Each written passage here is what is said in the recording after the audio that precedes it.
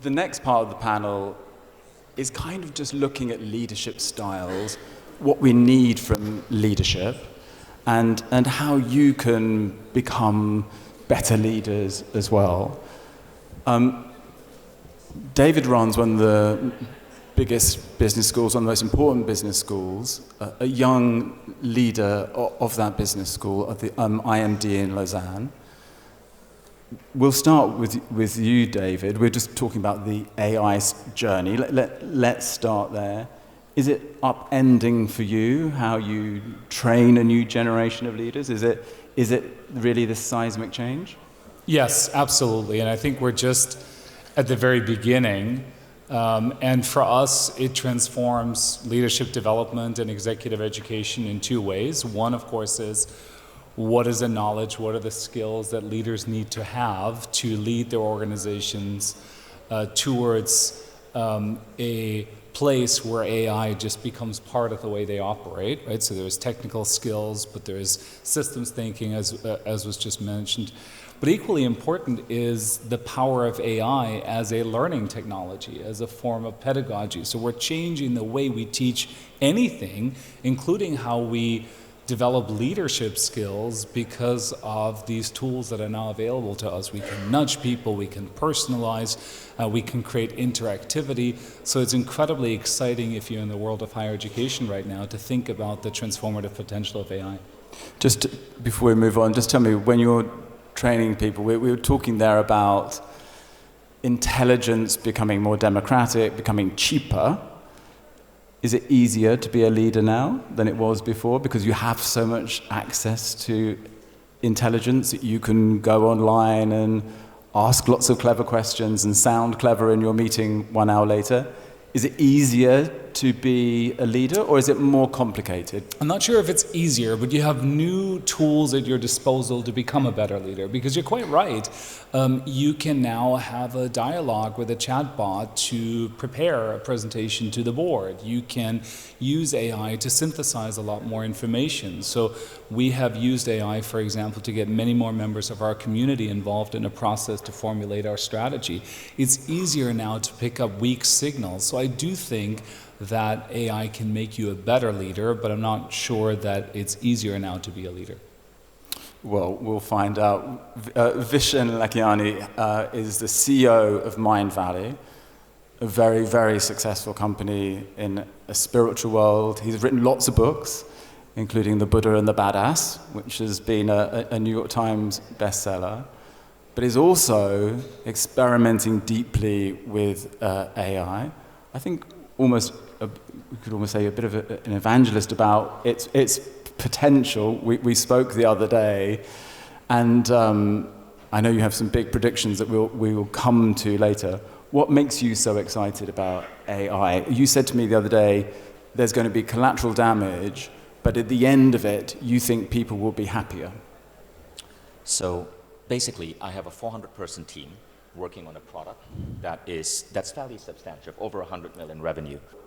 I'm experimenting with AI.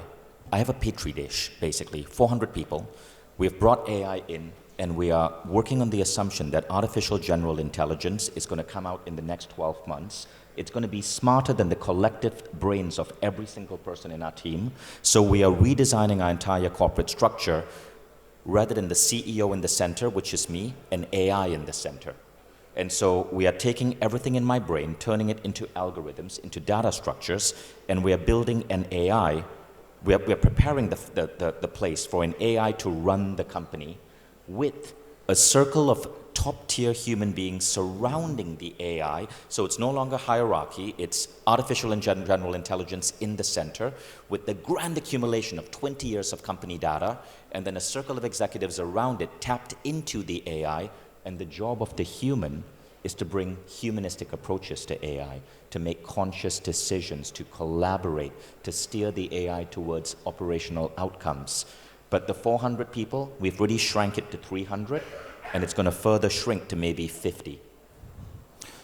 Just tell me, we're talking about leadership and what makes a leader. Is this the end of the traditional leader in your company, in your model? Right. It is the end of the traditional leader across the world, I ask myself, what is the key the key skill that this circle of people who surround the AI, what is the key skill they need? And it's two things. Number one, they need to be visionaries, right? They need to be able to look at what is the vision for the world that they want to create. The AI executes. It's no longer a world of people who execute. It's the world of people who are visionaries. But the visionaries have to be collaborative. And the second thing is, we're moving towards more Indian and Arab way of building a business, which is based on relationship, not the transactional model of the West. When everyone can execute, when everyone is a genius, who you choose to work with are the people who are going to light you up. And so, you know, the Arab and Indian way of leadership, where you sit down and you talk about your families for 45 minutes before you get to the point, that's what's going to happen. We will choose who we want to work with based on how friendly are they? Do we connect about our families? Because AI will do all of those other jobs. It's really going to be a wonderful age. Ignacio, I'm not sure that you're about to give up your CEO role yet. You're Arthur D. Little, and you're doing rather well. You're growing your company an extraordinary 15% every single year. Now, we talked about the business model, the management model you have, the leadership model you have, and you called it ambidextrous. That's the word that you encourage your leaders to think. What does ambidextrous leadership mean? Explain that to the audience, what it means in your business. Yeah. Ambidextrous is in fact like in your brain, you have two brains, or two half brains at least. And the question is, how do you use things that might be contradictory? Right? The more rational side, more emotional side. But you can apply it to more things. When you're a CEO, in fact, you need to be ambidextrous. You need, on one hand, to manage the short term, right? You need to deliver results to the shareholders or to stakeholders. And on the other hand, you need to prepare the future. It's a little bit what we just said about really being visionary. And these two things might be conflicting, in fact. That makes the job of a CEO hard. And on top of that, currently, we have the third thing, which is VUCA, volatility, uncertainty, complexity, ambiguity. So you might be derailed, right? Between managing the short term, and then suddenly something happens, a war, COVID, whatever. And on the other hand, you also need to prepare the future, in fact. And that's what makes the job hard, in fact. And so that's on one hand, the ambidextrous nature of being a CEO. But you can even go further, I think. You can say that leaders, by being, to be a good leader, in fact, need to have characteristics which might be ambidextrous. So you need to have leadership, but you need to have followership. We often forget that. Best leaders need to have that followership. Then we want people that are entrepreneurs, but we also want them to be fellows, to have solidarity for others. So I think that currently the leaders, they need to be able to manage these contradictory dimensions. Just before I bring David back in, because you're aligning a little bit with everybody here with what Vishen's saying as well, that actually it's not enough just to be a great leader who can be charismatic and tell everybody what to do and get things done. This notion of fellowship. So when you're rating people how well they've done in the year, are you making sure that they've also kind of been the good guy or the good woman in the business as well? Yeah. It's becoming more and more essential. So the way that we assess our leaders, let's say 10 years ago, financial dimension was the most important one. It was 70%. 15% what we call asset building and 50% behavior. Now behavior has gone up to 40%, financials to 30%. It's not anymore the most important dimension. And then in the middle we have what we call breakthroughs, whether we have people that try to do things that they didn't think they could do. And all of that makes it, I think, that people become more human. If I can just one point on that human dimension, because I think that AI, if I can just step in on that point, AI for me will make us more human, in fact. It will allow us to concentrate, I mean, all of the tasks where you are looking on your screen, whether it's your mobile, whether it's the PC, that can be now managed by AI. So in the future, let's concentrate on being more human and being more leaders, in fact. David, you were nodding when that ambidextrous word came up. Important for you as well when you train people? Oh, absolutely. So we have embraced that very idea of ambidextrous leadership. We've developed assessments around this to assess leaders' ability to perform and transform, to do these two things at the same time. And we're finding that organizations that have more ambidextrous leaders do better. I know human tie is important. This notion that Ignacio and Vishen are talking about here, being a fellow, being more human, having time for being more human, is a strange thing to teach on an MBA, but do you teach interpersonal skills? Do you get people to value this ability to make connections with people? Well, so let me pick up on Ignacio's point about 40% being behaviors. I think that's incredibly important, and we're seeing that across organizations. It then means that your responsibility as a leader changes, because your job now is not just to select the best talent and to have the vision, I would agree with that, but also how do you create an environment in which people can show these kinds of behaviors, right? So in many ways, the CEO is chief culture officer. How do you create a culture in which people can then build these relationships? Take risks, envision the future, be bold, mobilize and motivate people. And so that is becoming incredibly important. So yes, these human skills, these people skills are becoming central. Vishen, when we had Mohammed on the stage, we were talking about this notion of continually learning, continually updating your skill set. This is one of your challenges. I know when you speak to companies, you say you're failing if you're not educating, if you're not asking your teams to continually be setting aside time to learn. Why is that so important? So in my company, we established a rule called the 45-5 rule, right? It means if you're working 45 hours a week, 5 of those hours has to be blocked out, non-negotiable, and you're upskilling. Now, with the world of exponential technologies, things are changing literally on a weekly basis, and that is not an exaggeration. If you're not spending an hour every day upskilling, you are going to be obsolete. So we've made that very clear with our employees. What we're seeing is that employees who are upskilling fast, especially with new technologies such as no-code software and AI, are up to 50 times more productive than a non-AI trained employee.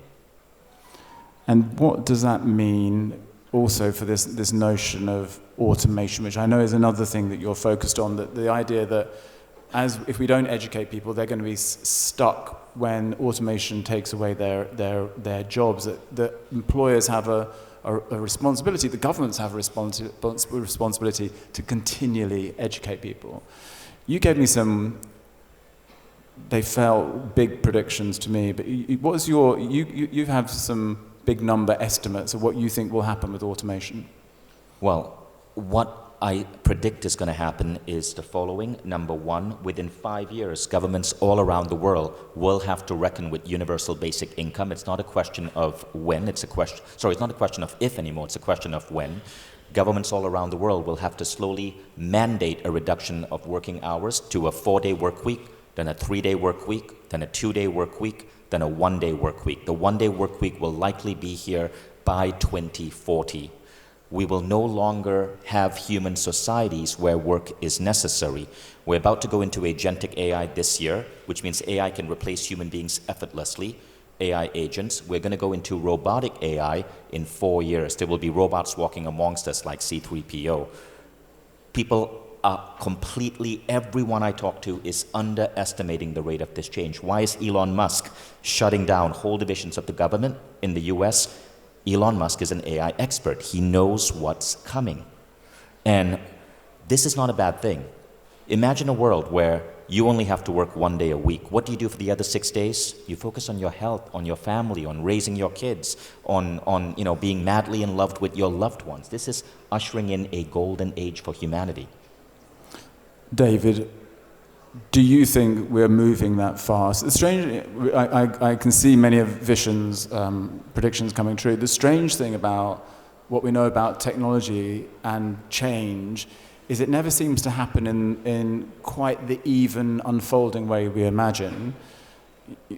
We're beginning to see driverless cars, but certainly 15 years ago I was at a conference where it was predicted that I was told that in London, within 5 years, the majority of the cars would be driverless. we don't have them yet. So there's lots of impediments. There is behavioral things which stop us changing. There's culture. There's the fact that some people like going to work 5 days a week. Sure. What's your predictions about how we should prepare for change? I think there are a couple of things that we have learned across technological waves, right? The first is linear projections are usually wrong. The second is we tend to overestimate the impact in the short term and underestimate the impact in the long term. And I don't think they're commenting on you, so don't worry. We're allowed to continue. Well, I think they were saying we're all moving to a one-day work week. We should stop now. There you go, exactly. That was it. The panels are going to be shorter from now on. 5-minute panels. The agents will get the last 5 minutes. But the third one is, so first one is linear projections are wrong. The second one is we tend to overestimate in the short term, underestimate in the long term. And the third, of course, is that what matters ultimately is not the technology, it's how organizations, how societies respond to the technology.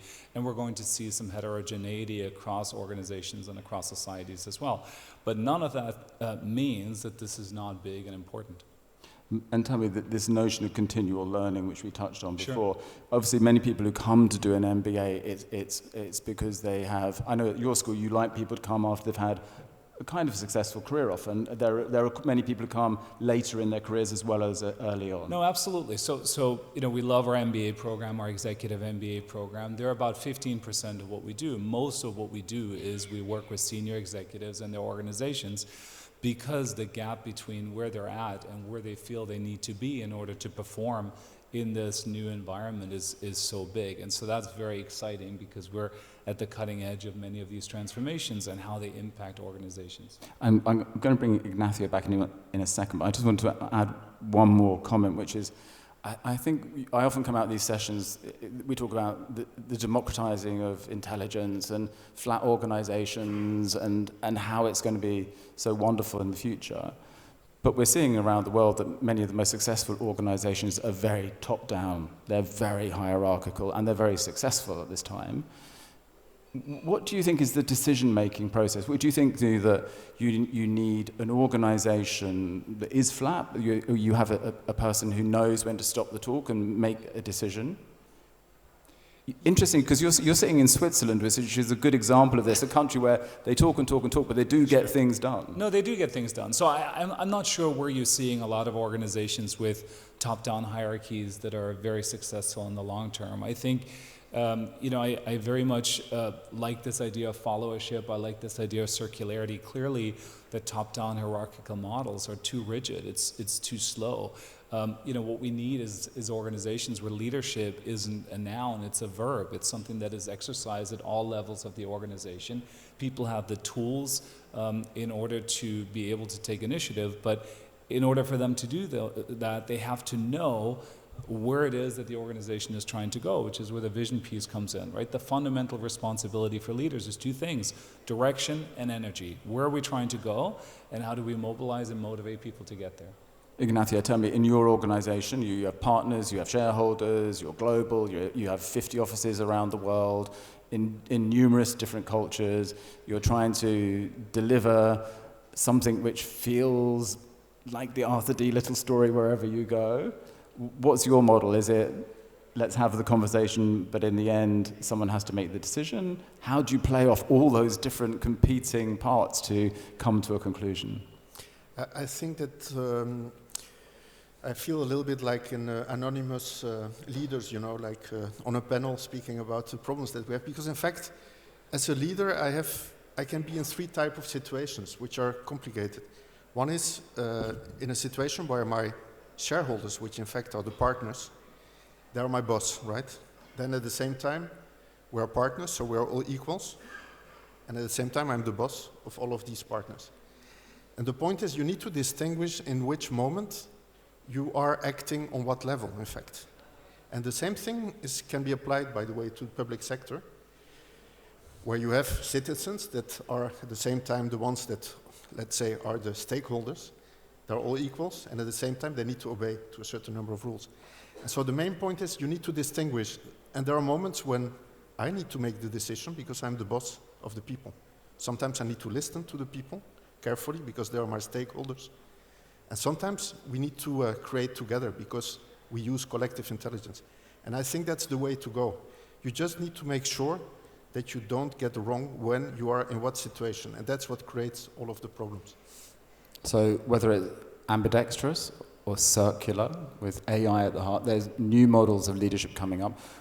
I need to move to the next panel, but I think it'd be remiss if I didn't leave you all with a final word. This is the World Governments Summit.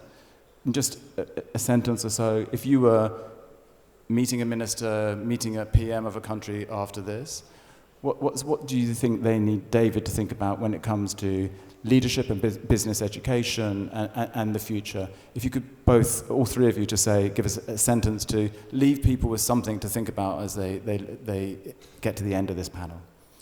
So leadership is not a noun, it's a verb. It's something that you practice, something that you exercise, and the earlier we get young people to practice leadership, the better it's going to be for business and society.